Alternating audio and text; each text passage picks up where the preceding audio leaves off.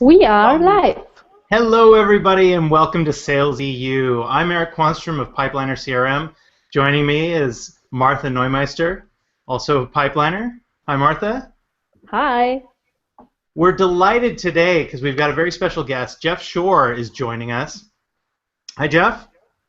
Greetings. Hello to you. Hello. Before I introduce Jeff, I want to do a quick programming note. Unfortunately, this is the last SalesEU. So we're a little sad, but on the upside, what's happening is we're combining SalesEU with Sales Chats, our other live property, to form a new sales-related talk power hour, if you will, starting on Thursdays at 1 o'clock Eastern Time. So we're very excited. We've got a great roster of guests upcoming, and so let's end this one with a bang, Jeff.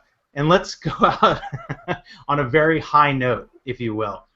So Jeff has actually worked with a lot of sales teams across the globe, inspiring them to reach peak performance, utilizing his Be Bold methodology. And guess what? That's exactly what we're going to talk about here today. In fact, being bold is what this is all about. We even entitled this publication or this episode, Be Bold and Win the Sale. Jeff, tell us a little bit more about your background and how you get to bold. Well, thank you so much, Eric. I'm the background. I guess the easy part is to say I'm a sales wonk. I love sales. I love picking up a sale and breaking it apart and studying the guts and trying to figure out how people make buying decisions. I just find it to be a fascinating field. It's been 30 years for me in the sales business, and I absolutely love it. So we have a 9-person consulting and training team here at Shore Consulting. We have a great time working with companies all around the world. It's really a lot of fun. And over that time, like you, Eric, I've studied what makes for great salespeople. And I've seen great salespeople who are long-term veterans, but I've also seen people who hit the ground running pretty quick. I've seen salespeople who are really outgoing, do very well, but I've also seen salespeople who are rather stoic and more professorial in their approach, and yet they're still strong in what they do. So in trying to unlock that link to try and figure out, what makes a great salesperson, there is this quality called boldness, which has to do with how we deal with discomfort in the sales process. And that's really what I've been studying for the last 5 years, is that tendency towards boldness in a time of discomfort that we're inevitably going to face in the sales arena. Yeah, I love the fact that what you're really highlighting is being a craftsman, right? Somebody who works at their craft day in and day out. It really makes for kind of an entire life commitment rather than just this is my job, right? I cringe whenever I hear that myself about anybody, let alone salespeople, where it's just I'm going to go punch the clock and this is my job. Because to get to boldness, don't you have to have that mindset, of success to begin with? You have to give yourself permission to say, I'm going to be bold. Yeah, you really do, and let me tell you why, because you're really going to be fighting your own brain. The idea behind boldness is not about being showy or manipulative or flashy, or or certainly not obnoxious. It's really about doing the right thing when you are uncomfortable, but your brain is going to send a message whenever you are uncomfortable. Your brain picks up that discomfort as a threat sensitivity, and when it does that, it's going to send a message to the brain, run. You got to run in the other direction, right? The brain is trying to keep us alive more than anything else. So we really are fighting our own internal genetics when we face that discomfort, and that's why we have to train ourselves out of that.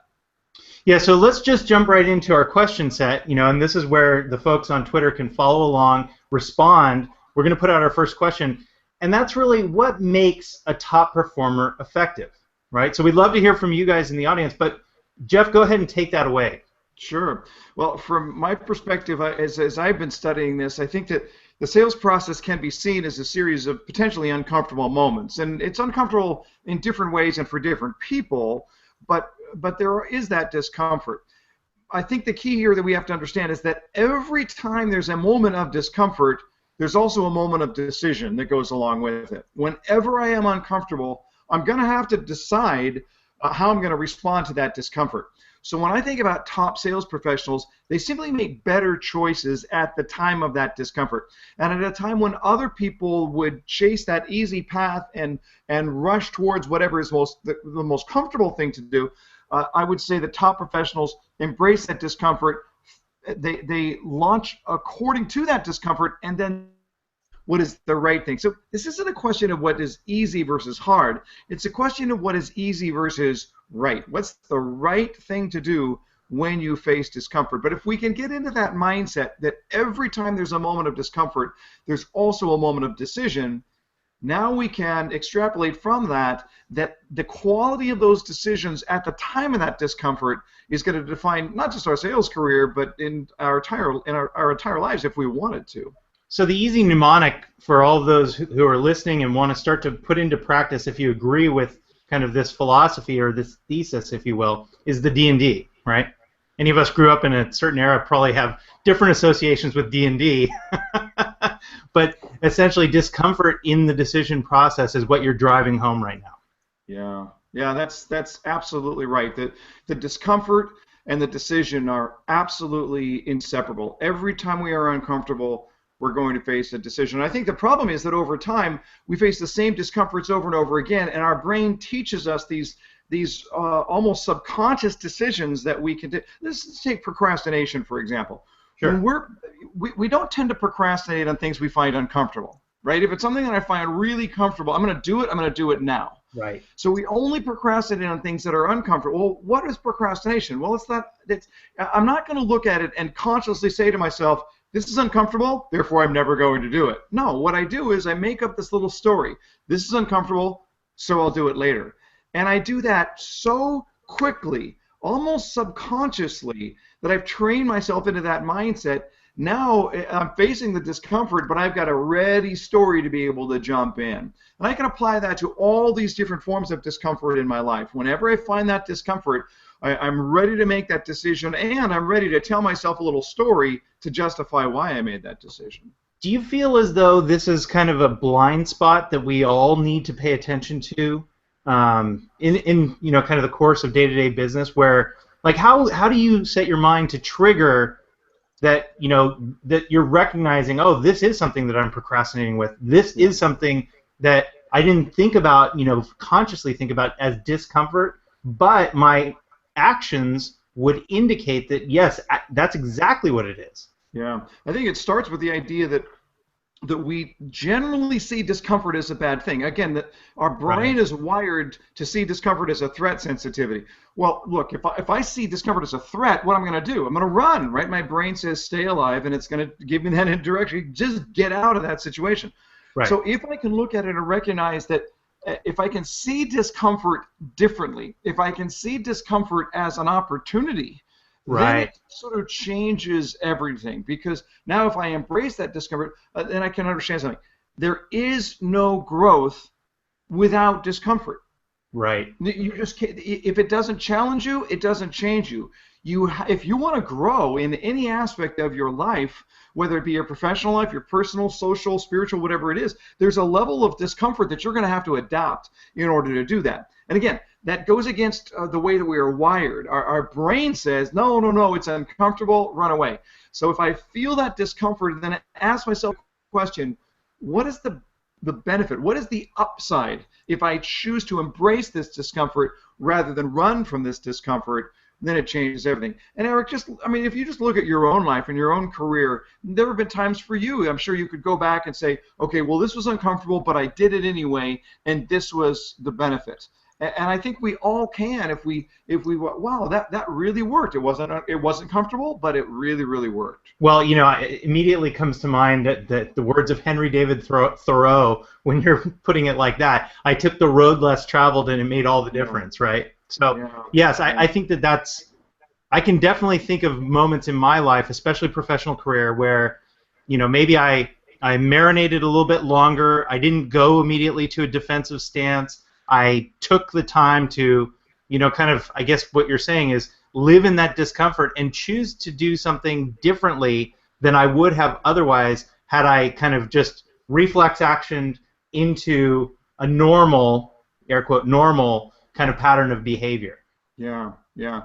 Well, I think you hit on a very important point there. The idea of this psychological term is oppositional reflex, where I come up against something that's uncomfortable to me, that's unusual to me, and my first reflexive action is to look at it and go, oh, wait a minute, that's not what I'm used to, and I get back on my heels a little bit, and I almost get the fists up a little like I'm going to have to deflect a punch. But the cool thing about it is that if you could look at it and say, wait, that's uncomfortable, which means somewhere behind the discomfort is opportunity.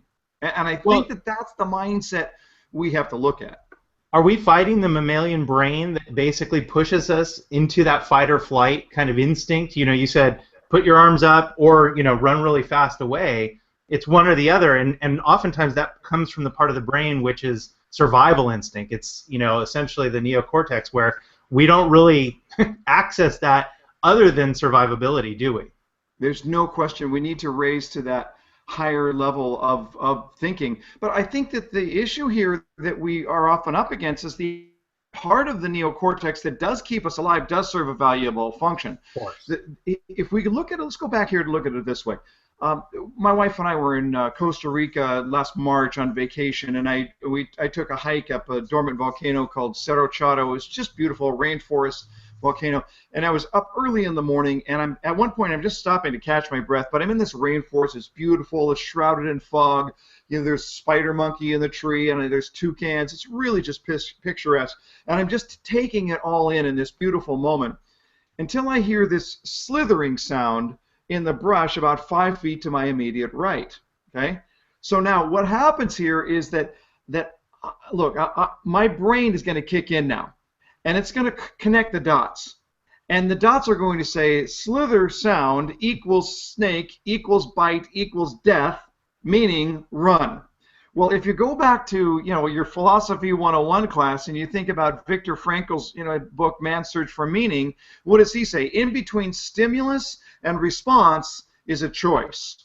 And I think that that's what we bring into this discussion here. In between the stimulus, whatever is making you uncomfortable, and the response, in my case, run away, there is a decision. There's a choice that I have to make in between there. Now, for other people, they're going to look at it and say, well, wait a minute, for me, snakes, that's cool. So my response is very different. I'm going to go chase it down. Now, I'm not suggesting that you should go chase snakes. That's not the idea. But if you just go with your default, then you're going to look at it and you're going to say, this is uncomfortable. My choice is to run away from that discomfort. But you can't always control the discomfort, but you always control the choice. And I think that that's really what I want to impress upon salespeople is the idea that the quality of the choice that you make when you are uncomfortable is going to dictate your entire career. Yeah, getting to that choice is really important. And so let's head towards boldness, right? And let's start with how we define terms, right? So how do you define boldness? Yeah, I define boldness as doing the right thing in the face of discomfort. And so we have to obviously start with, well, what is the right thing? The right thing ultimately is, well, I don't know, what's the best action here in everybody's best interest? I'm thinking of what do I need to do for my customer? What do I need to do for my company? What is the right thing to do? So there's a little gut check that takes place here to ask what is the right thing to do in that face of discomfort. So boldness to me, again, I think a lot of people, when they think boldness, they think personality style. They think flamboyant. They think, in some cases, obnoxious.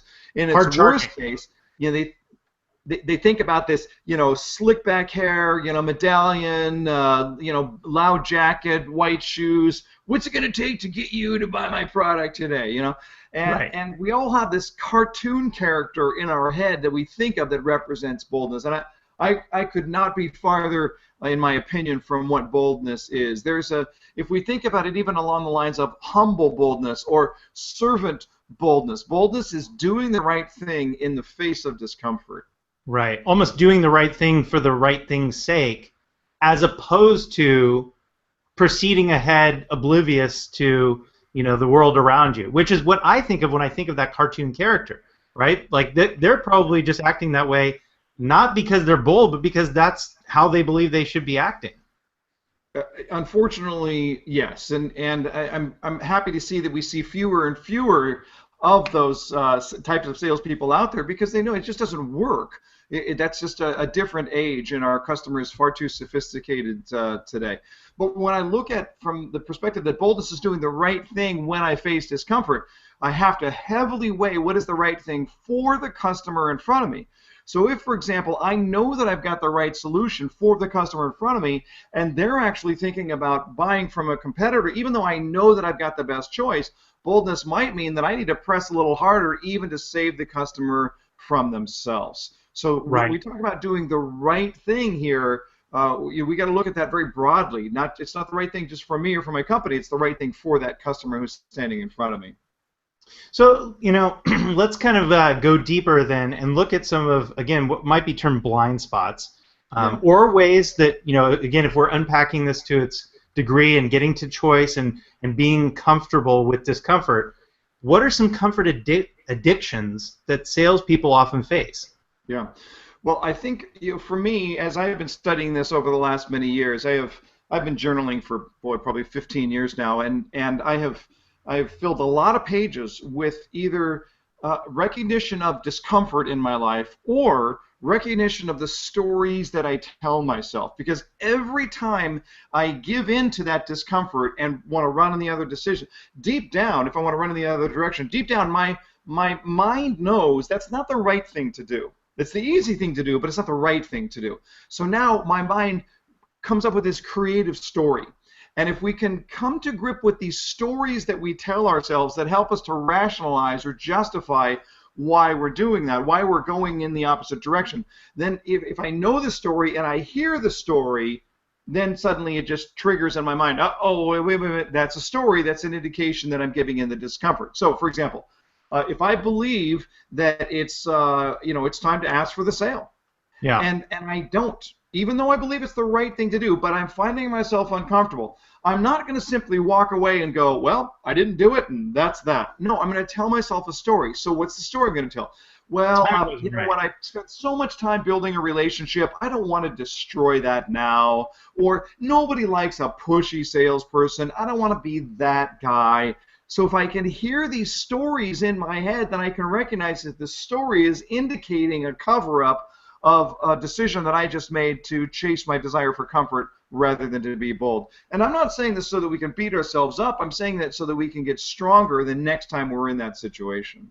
Well, and that's a perfect one, right? Like, we throw all these kind of crazy justifications at the end of why we did what we did, don't we? Yeah.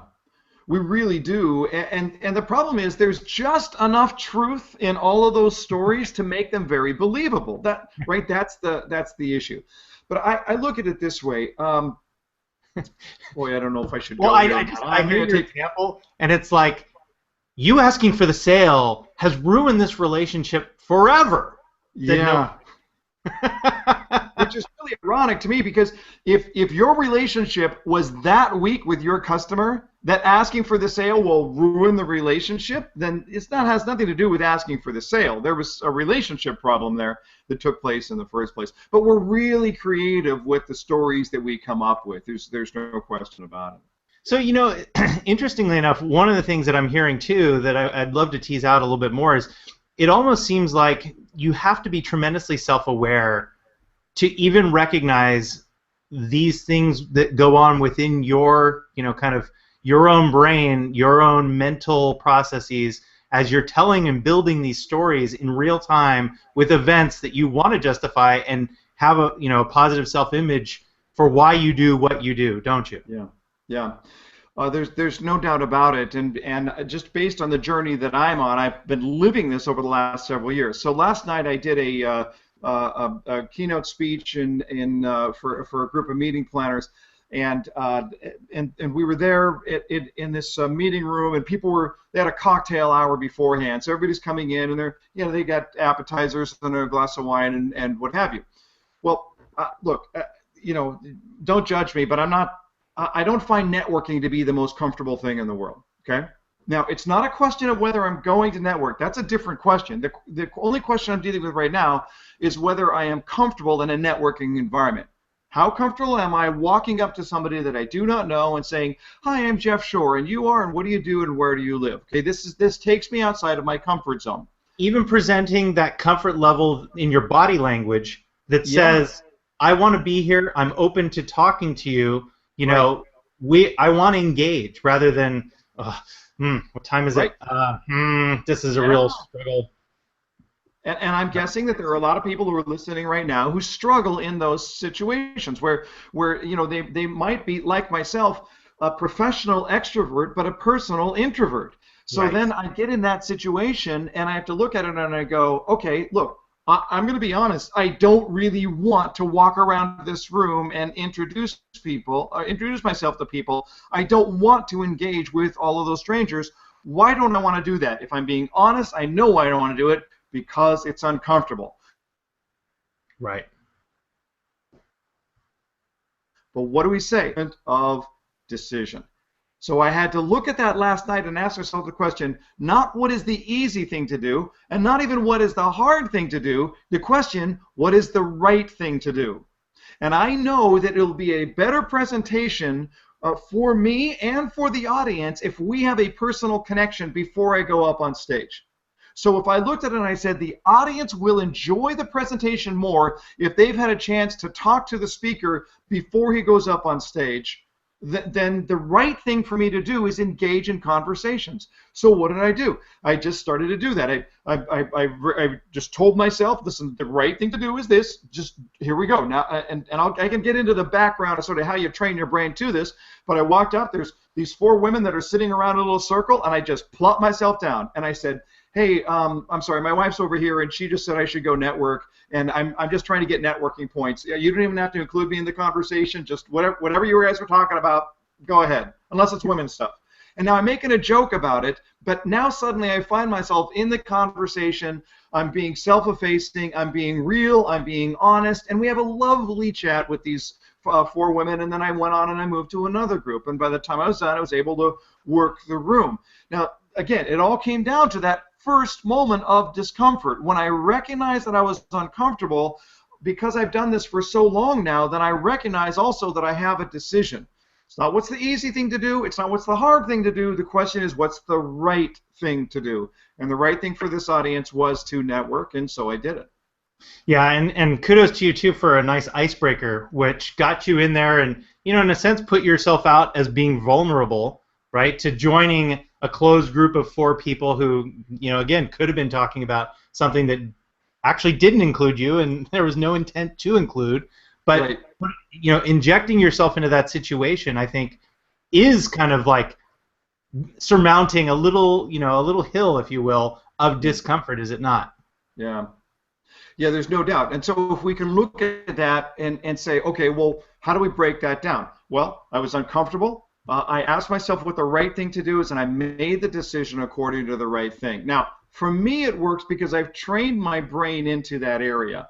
And when we look at the Be Bold methodology, when I was studying this book, I became something of a layman's expert in the area of cognitive behavioral therapy. And let me tell you why. Cognitive behavioral therapy is the most prominent therapy that psychologists use to help people who are dealing with addictions. I believe that people struggle and suffer from comfort addictions. I think people are addicted to comfort. And I say this not to be glib, I say it because the addictive properties that you see in other areas of life absolutely apply to our desire to be comfortable. I'm not ashamed to admit it. I am a comfort addict. I desire all things comfortable. And so what happens now, if I'm making a decision according to my comfort addiction, I'll look at it and I'll go, when it comes to diet and exercise, for example, my elliptical machine is uncomfortable. My sofa is comfortable, right? Cheeseburger, comfortable, broccoli, uncomfortable. And if I make those decisions according only to what's comfortable, I'm going to kill myself, right? I'm not going to be a healthy person. Well, all we're doing is we're taking that principle and making it about how we're healthy of mind. So cognitive behavioral therapy, if I break that down, cognitive thinking, behavioral acting, it's all about thinking about my actions before I act. And this is the key. For too many salespeople, and I think for people in general, we don't make the decision as to how we're going to respond until we are in the moment of discomfort. Well, if I wait until I'm in the moment of discomfort, will I make the decision out of the logical side of my brain or the emotional side of my brain? And of course, we know we're going to make that emotional decision. That discomfort is going to bring fear, and I'll make an emotional decision. But if I can make the decision before I face the discomfort, now this changes everything. Because at the time I'm making that decision, I'm making it out of the logical side of my brain. So as it relates, for example, to networking, the example that I just used, I've trained myself into the mindset that I know I'm going to face the discomfort. So now I use the discomfort as a trigger. And that discomfort trigger says, okay, I'm uncomfortable right now, which means that I should do the right thing, which is to go network. Right. So I'm, this principle, the principles of cognitive behavioral therapy, cause us to prepare for the discomfort before we face the discomfort. Now I make a decision out of the proper side of my brain. Well, it's interesting too, and kudos to you for even, kind of recognizing your own vulnerabilities, right? Like they say in therapy, or some therapies, 12-step processes, if you will. Step number one is to admit that you're kind of powerless over a given disease or a given, addiction, in this case, a comfort addiction, right? So once you've admitted that, then you're open to changing, or as you said earlier, making a choice in the time frame to not choose comfort. Yeah. Yeah, that's exactly right. Self-awareness is critical, and so that's why I encourage people in the book. I encourage people to apply this in all areas of their life. For me personally, a lot of people have bucket lists of things that they want to do before they die. I don't have any problem with that, but usually they're more of a sort of a wish list. I don't have a bucket list, but I do have a discomfort list, a list of things that I have always either wanted to do or that I knew I was supposed to do, but that I have not done in my life because they were uncomfortable. Things that I've always wanted to do or things that I know I'm supposed to do that I just haven't done because they're uncomfortable. And I have been systematically checking down that list and taking things off the list. And as I'm finding that I'm embracing that discomfort, it has absolutely radically changed my life over the last several years because I'm in that mindset of embracing discomfort wherever I can. That's fantastic. So, let's take this back to sales and say, what are the consequences for salespeople when they come up against the discomfort, right? So let's lay it out there and really make this case. Yeah, that's really such an important question, Eric, because we don't think that there is a consequence, right? We give into our discomfort, we tell ourselves a quick story, and then we move on, right? That's it. No harm, no foul, right? Well, except for one thing. You didn't do the right thing. And deep down in your gut, you probably know you didn't do the right thing. That story becomes a little cheap. So now you get this sense that, there's a better way to do this. If I'm aware of my discomfort, well, let's look at it this way. The reason that I suggest that people should become aware of the stories, of the justifications, of the rationalizations that they tell themselves, is that if I face a discomfort, if I give into that discomfort, and now I tell myself a story, if I'm aware of the story, if it pops in my mind and said, oh, no, Jeff, that's just a story. You're just telling yourself a story right here. If I can get to that point, now do I not have another moment of discomfort? Right? Now I'm uncomfortable all over again. Yes. Well, guess what? Every moment of discomfort brings with it a moment of decision. So I'm going to have to decide now, do I continue to give in, or while I still have time, can I jump over and do the right thing? If I continue to give in, I can't keep making up stories, right? I already used up my story. The only thing that can happen now is that my standards get lower, right? I see myself as a lower level salesperson at that point. Well, I guess I'm just not that guy. I guess I'm just not a strong closer. I guess I'm just not good at negotiating. I guess I'm just not that. And now we're changing our paradigm. We're losing confidence in this very process. So yeah, the ramifications are deep because ultimately your standards are going to get lower. Look, your standards are not what you desire. Your standards are what you accept. So if you accept your own behavior, your behavior is acceptable. Your standards are not what you desire. Your standards are what you accept. And that's the idea that I want to look at here. I want to hold myself to a higher standard. If I give in to my discomfort, then I'm allowing those standards to slip right in front of my eyes. Well, and I think there's a seed kernel here too, because what in my experience, my own expectations are almost always inevitably much higher than that of my colleagues, that of bosses that I've worked for, that of even friends or others who set expectations for me. Are they not? Mm-hmm. Yeah, I think you're absolutely right. We are our own worst critics, but that means we can also be our own best motivators. But would you agree with me, Eric, that you've got to face your own discomfort in order to do that effectively? Well, I think that you do, and so what I would even ask you is that here we are talking and offering up advice to embrace discomfort as opposed to running away from it.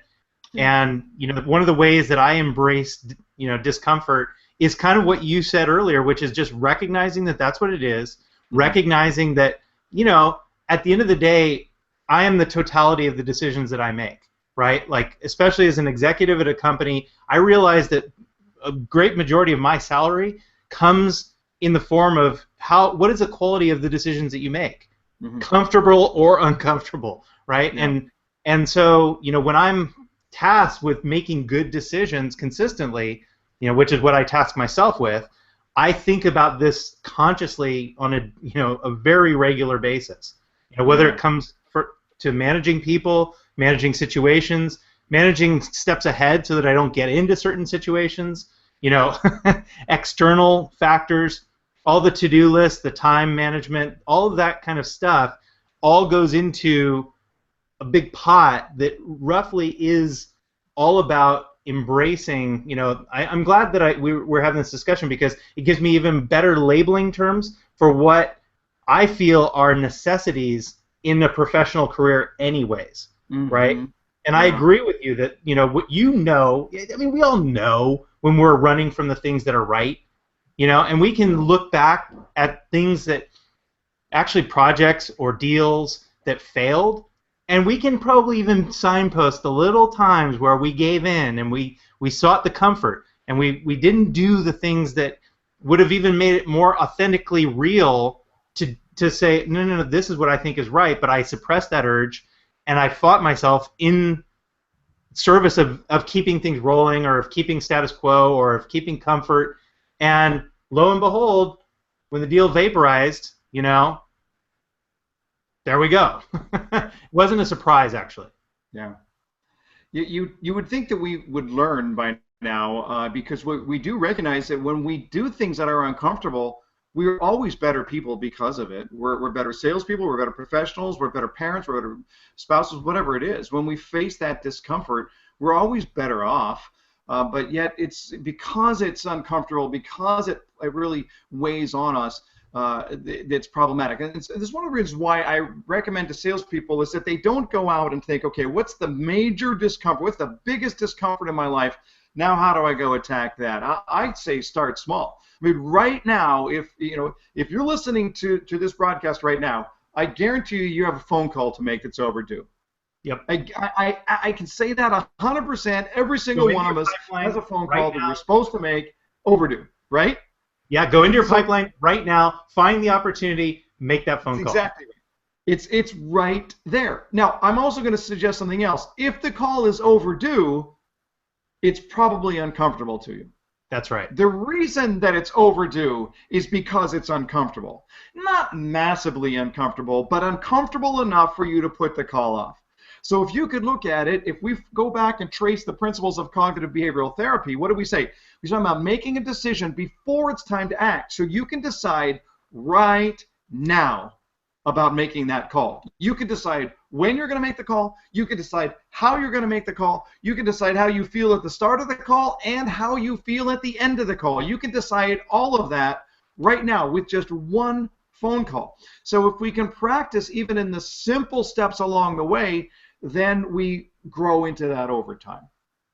Boy, it's so interesting that you picked that as an example because I call it the sleeping dogs theory, right? Like there's a tendency, and we're all guilty of this, right? So like let's all kind of put it out there that we've done this before, that we believe that sleeping dogs are good dogs, right? That the sleeping dogs are just going to, be a part of the sales process, that when we didn't actually check in and we didn't actually get a verbal advancement and we didn't actually get to the stage that because we mythically create the sleeping dogs, hey, everything's going fine. They haven't said no.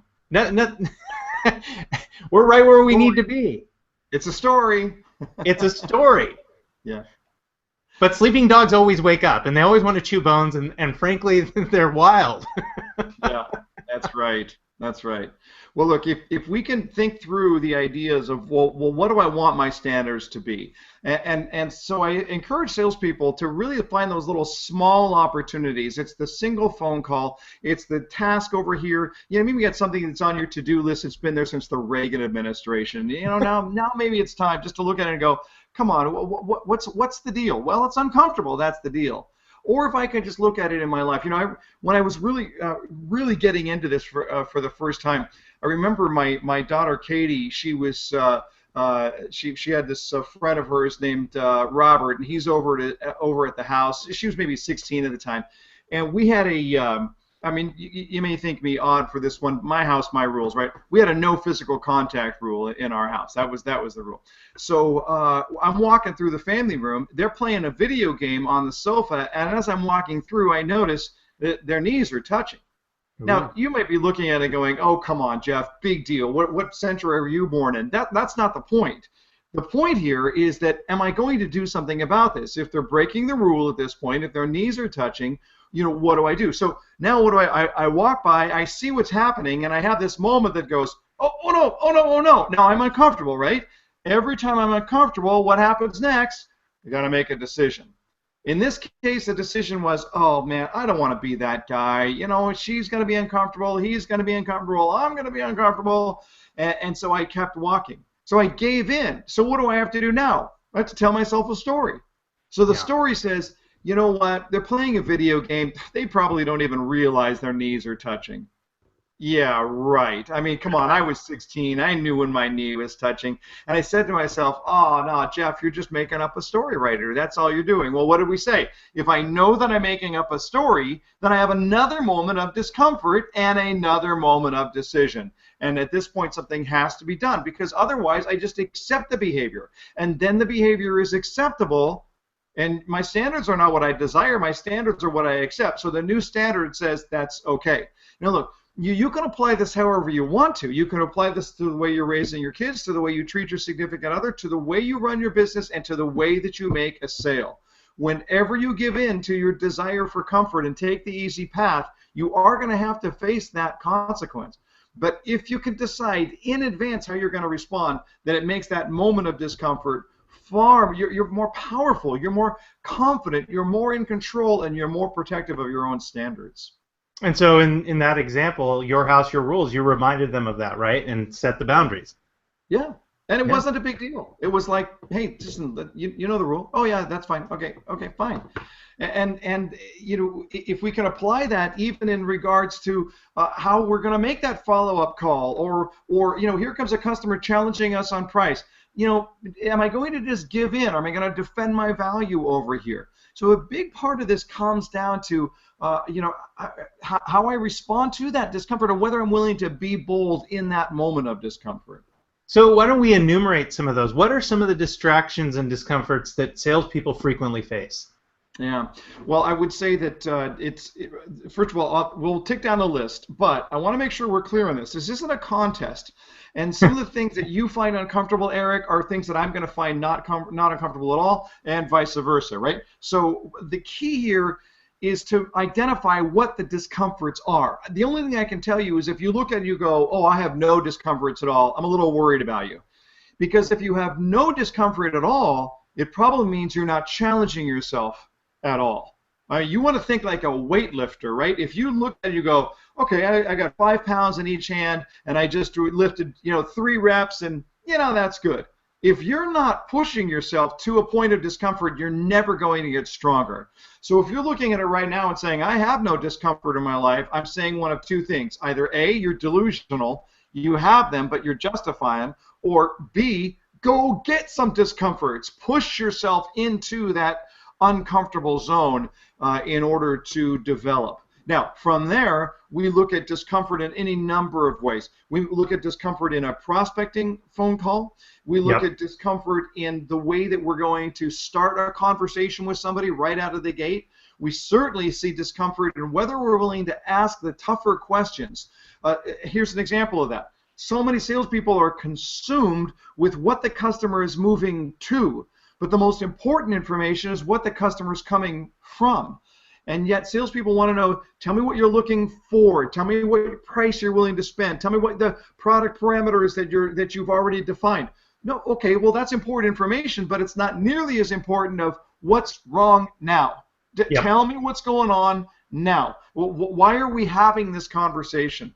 So when we just look at our own discovery and whether we're willing to ask those tough questions, this is critical. Let me just interject a quick story here. This was so powerful. I sat down and had lunch at the request of a mutual friend with a guy who's got a search directory for home builders, right? So if you're going online, you're searching, you're thinking about buying a home, his company is trying to be that source that's going to direct you to the right home builders. Okay.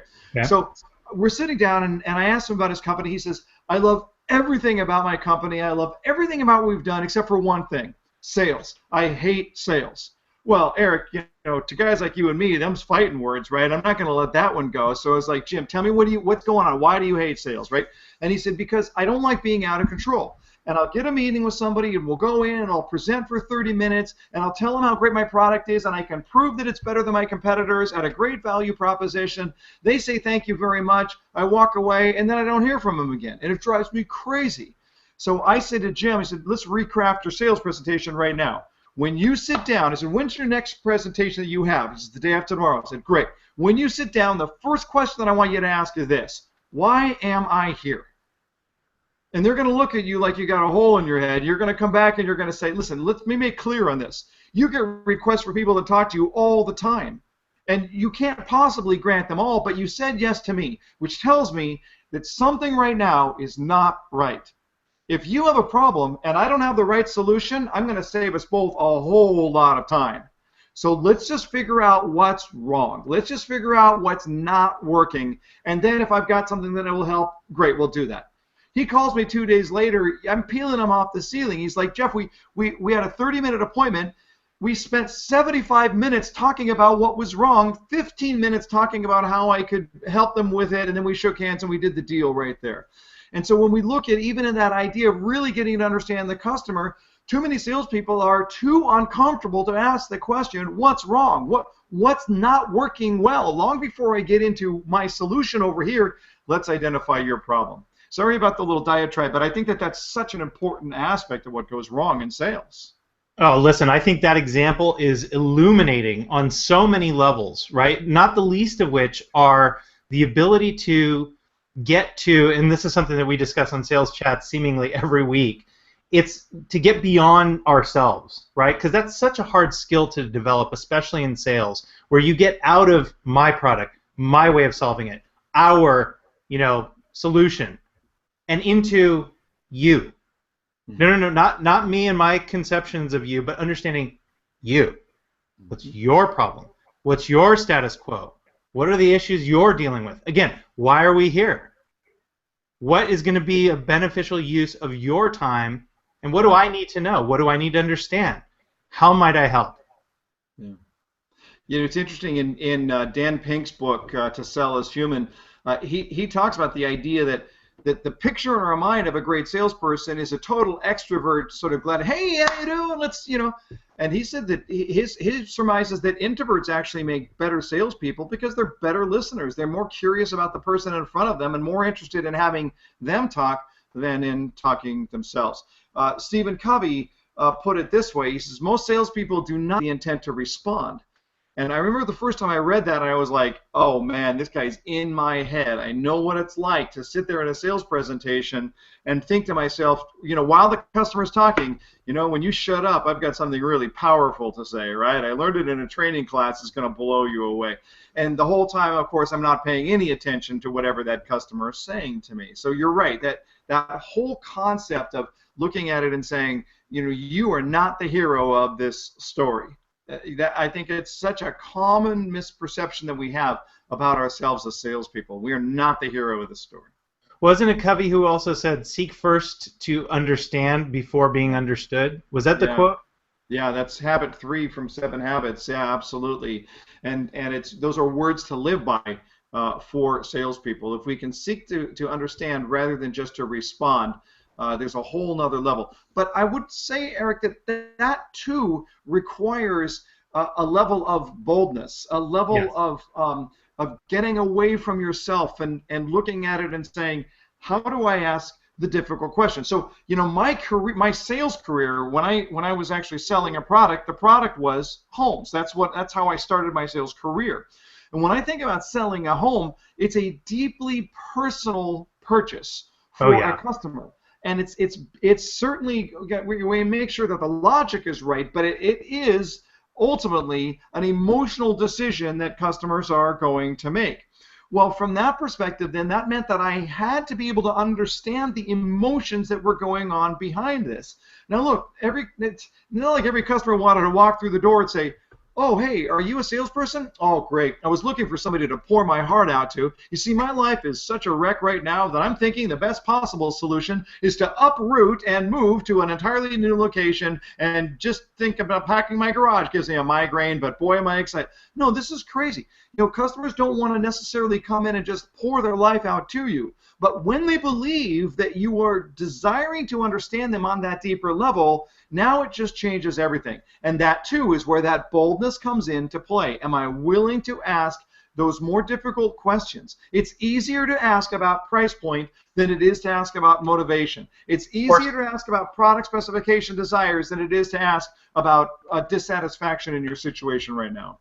Yeah, stick in feature land, right? And this is actually an interesting juxtaposition, as we tend to focus, in our world on B2B sales. And oftentimes I've heard the rhetoric around, oh, well, buyers in a B2B environment are very logical, and they come in with a game plan, and they would have you believe that everybody's left-brained and, Spock-like in their decision-making, when nothing could be further from the truth. Right? Like if you think about a B2B software purchase, right, kind of our province, the guy who led that decision wears it for the next few years, right?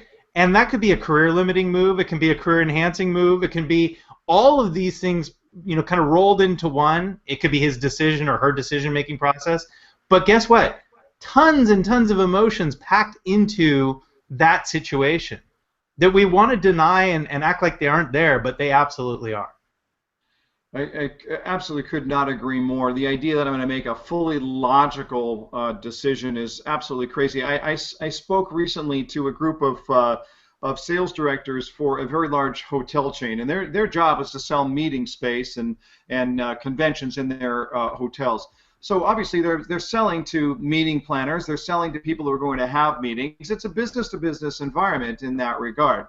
But when we really got into the details and really started to look at their job, they were very, very clear on this. What brings you the greatest amount of success? It wasn't. Nobody looked at it and said how profitable we were or how many meetings we booked. It wasn't. It was when the customer at the end of the day says, "You made this awesome." That's an emotional win, Right. not a logical win. And then when we ask the question, what keeps you up at night? They all agreed that a customer is looking and say, "You promised me this, but boy, we had a bad meeting and it's your fault." That idea that you just mentioned, Eric, of them just looking bad, that's what keeps them up at night. It's not even the sales numbers. It's the idea that the decisions that they made and the actions that they took ended up coming out to be not so strong. So I completely agree. I would believe that whether it's B2C or B2B, people make emotional decisions that they support with the logic. It's only a matter to which degree is emotional versus logical. And boy, you really want to get to emotions, just try to push somebody into a discomfort space where they felt like it wasn't even their own choice to be there.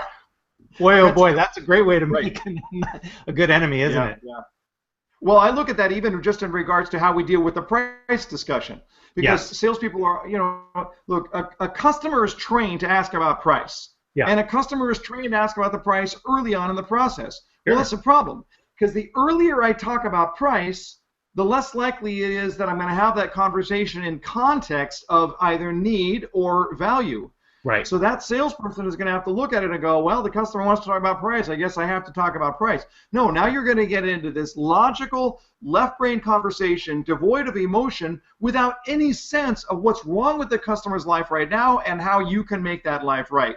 But if I can look at it and say, here is your level of pain, here is a solution I provide that trumps that, now if those two things are maxed out, suddenly the price is not nearly as big a deal as it was when we let off with that conversation. Well, and that almost sounds like you're getting to kind of our next question, which is, defining what is a boldness muscle and how we develop such a thing.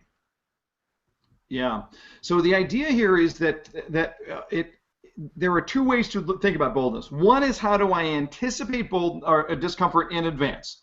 So right now, if you're listening to this broadcast, you know what your discomforts are. You know what's going to make you uncomfortable in your sales process or in life in general. So you can decide right now. That's one way to do it.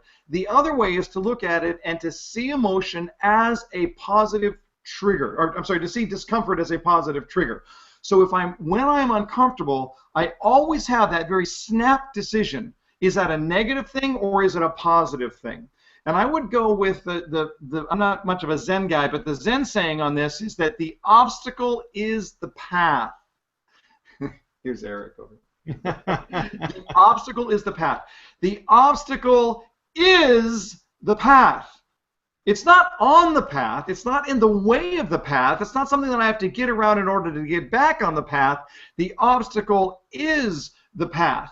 So if I can train myself into that mindset that's, here's a discomfort, what trigger am I associating with that? Am I associating with a pain trigger that says run away, or am I associated with a growth trigger that says there's opportunity right here? So that's the idea. If I can start looking at it and being aware, and it probably starts even in your life, even with those little tiny triggers that you're going to see.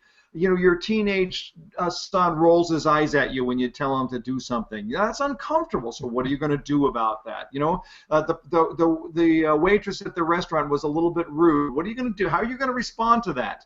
So again, go back to Viktor Frankl on this. You can't control your circumstances, but you can always control your response to your circumstances.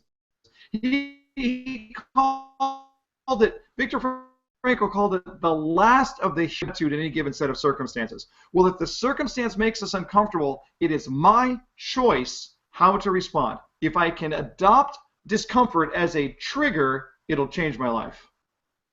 Well, and let's even talk about kind of where we would move to if we're practicing a bold approach. So what's the most profound benefit for practicing a bold approach? Boy, there are too many to list. I mean, but let me get into some. You got to tell people where you're going to head. To sales, stronger productivity, for sure, right? If you're embracing your discomfort, you're definitely going to have more sales.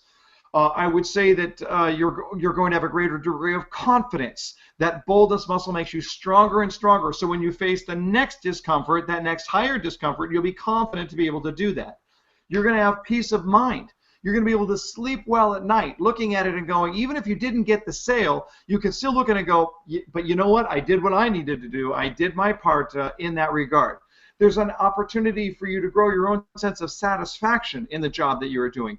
There's the service to others that you provide when you're helping them to deal with their discomfort and you're not just sort of wallowing in that sense of self-pity. So you look, that's a pretty healthy list, but I haven't gotten, I don't think yet, to the most important of the benefits.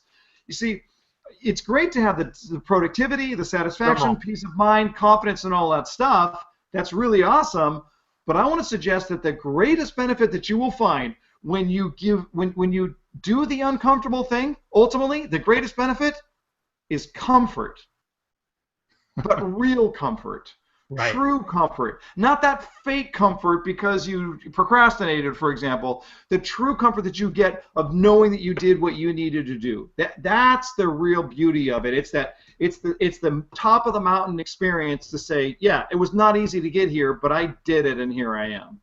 Wow, it's so funny because I couldn't agree more. And ironically enough, if I get on that cycle of facing down discomforts and recognizing them and attacking them head on and doing the right thing, all of a sudden it's going to be more comfortable to do that frequently.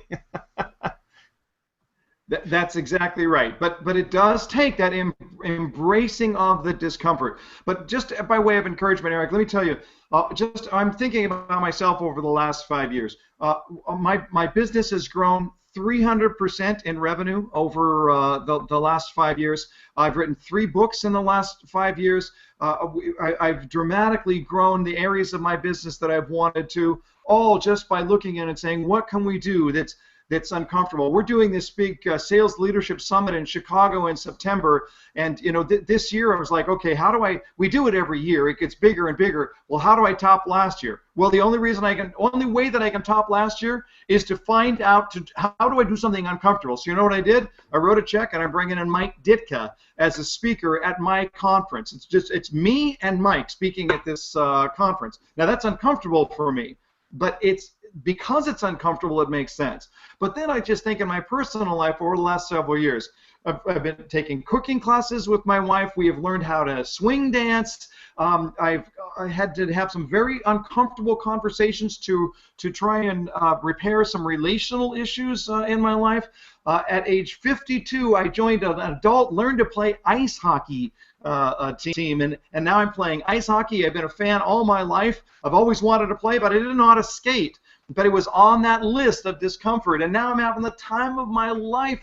I was out on the ice at 5:15 this morning, having a great time out there. And what is this? It's all about just saying, what is that list of things, either personally or professionally, that I've always wanted to do or know that I should do, but always gave into my discomfort. And I just want to encourage you, if you are embracing discomfort, it'll radically change your life. So there it is. I mean, that is the number one thing that you want people watching this hangout to take action on right now, today. Yeah. Start small, but do something uncomfortable. If it doesn't challenge you, it doesn't change you. There is no growth without discomfort. Do something uncomfortable today, maybe right now, as soon as you're done with this broadcast. Well, and here's something else you can do. You can follow at Jeff Shore on Twitter. Jeff, why don't you tell the folks where they can access your books, any more of your writings, or other places like YouTube? We've got some great videos where you expand upon some of the things that we just touched the surface of here in this conversation today. Right. Yeah. So the go-to is jeffshore.com. You can sign up for a free weekly Saturday morning newsletter. It's a video newsletter we put out every Saturday morning with some sales tips for you. At Jeff Shore on Twitter, Jeff Shore Community on Facebook, and then, yes, the Jeff Shore channel on YouTube, where we've got just a ton of free content there on how to get stronger, both with how you deal with discomfort, but just in your sales world in general. Fantastic stuff, Jeff. This has been a great conversation. I really appreciate having you on, and I'm very happy that you are our last official guest on SalesEU. Fabulous stuff. It's been an honor. Thanks for having me, Eric. You betcha. Thanks, everybody, for watching. We'll catch you at our new time, Thursdays, 1 o'clock Eastern. See you guys.